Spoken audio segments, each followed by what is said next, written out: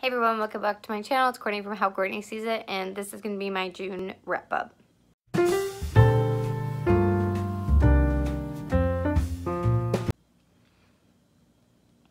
Alright, so clearly I'm not in my normal filming space. If you guys have been hanging out with me on Instagram at all, you will have known some things that are going on. Our apartment flooded and basically ruined my whole life.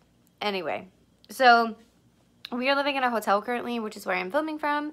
It's also been 90 degrees every day this week, which is why my hair is doing this lovely nonsense. And also I have no makeup on because, like I said, it's very hot. So I have not even been doing makeup, really. Let's just talk about what I read for June because that's what you want to see. So first off, I didn't talk about a book I read for May.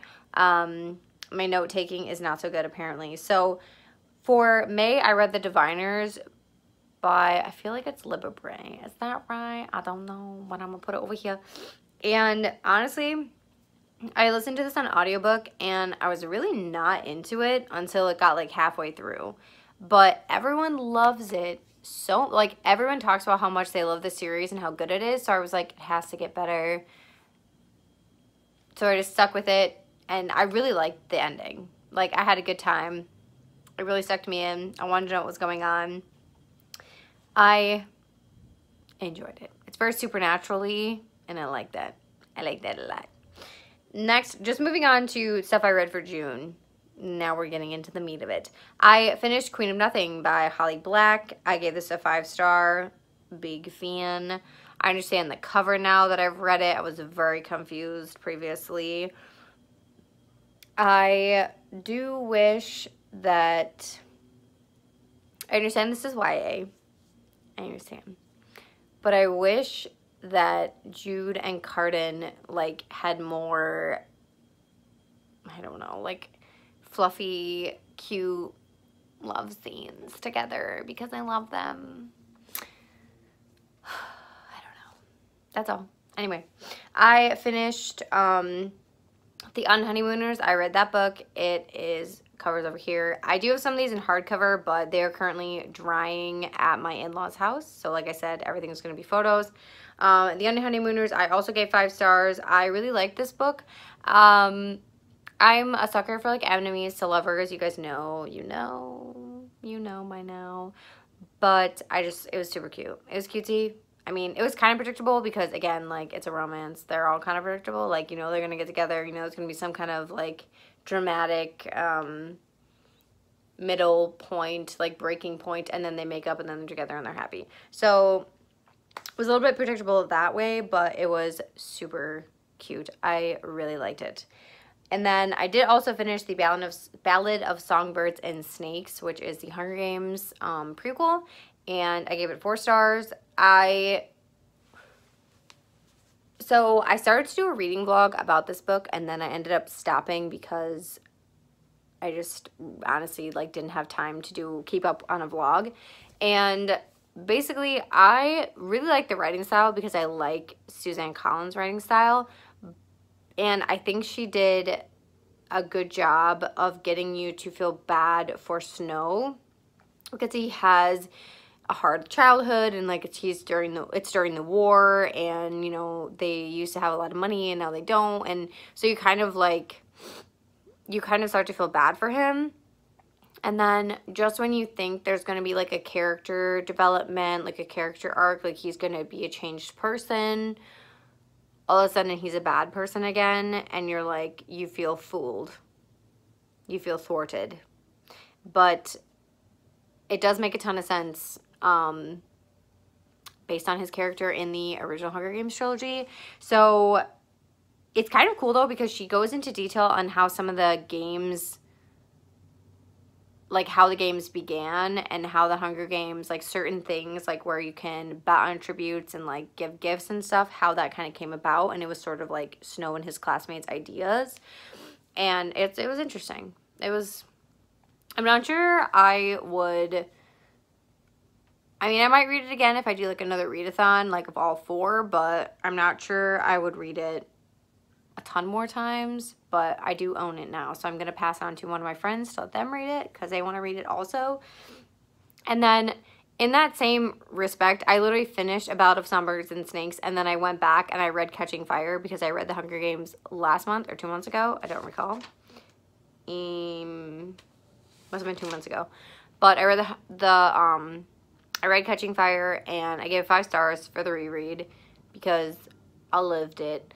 I also forgot how sad it is. And then I was going to start reading Mockingjay, and I was like, no, you need a break from sadness, because the Mockingjay, like, really got my goat. It, like, the first time I read it and the first time I saw the movie, because I read the book then saw the movie, and I was distraught, and I think you all know why.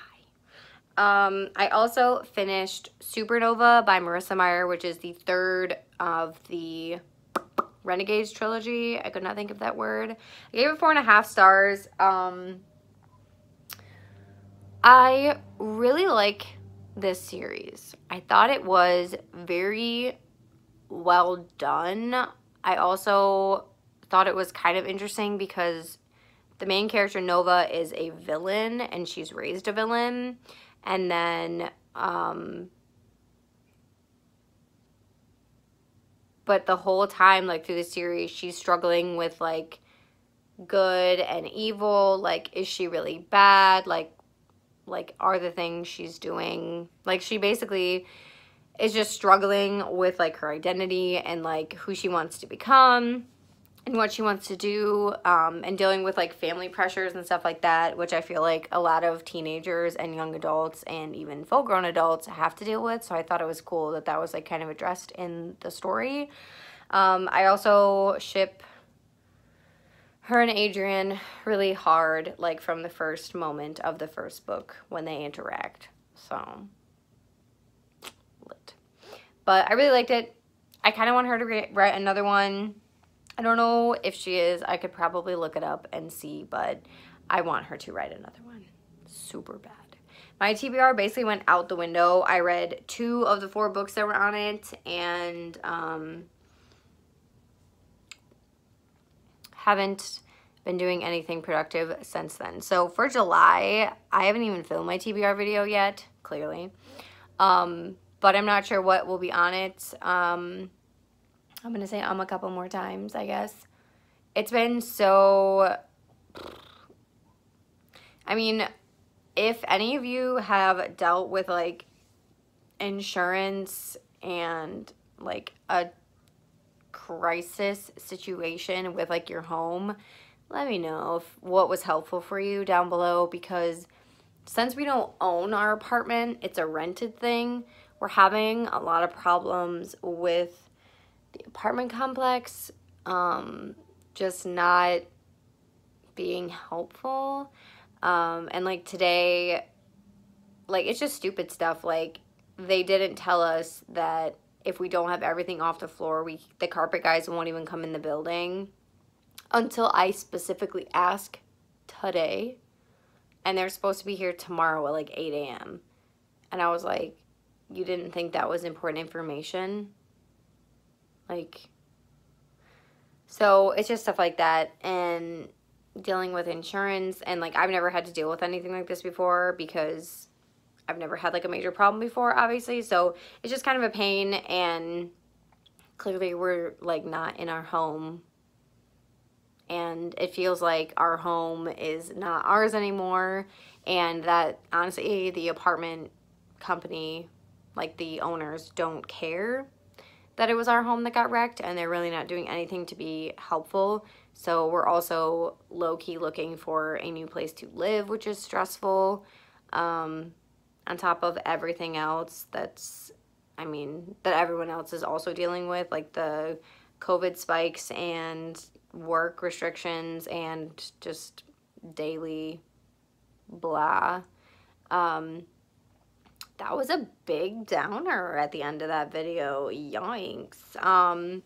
But like I said, I am just trying to keep my chin up and just remember, like, to be grateful, because honestly, the flood could have been so much worse, and we could have lost a lot more things, and luckily, we have a lot of family and friends that jumped right in and helped us, even though, you know, like, the apartment complex wasn't being helpful, all of our family and friends were, so it worked out in the end. I'm going to stop rambling.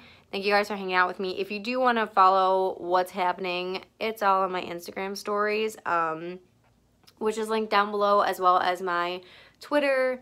I have been pretty quiet on there lately because I have been trying to deal with all of this adult garbage. But thank you guys so much for hanging out with me. Let me know what you read in June and what you plan to read in July, and maybe I'll add some of that to my TBR, because right now my TBR is blank. So I love you guys, and I'll see you in the next one. Bye, everyone.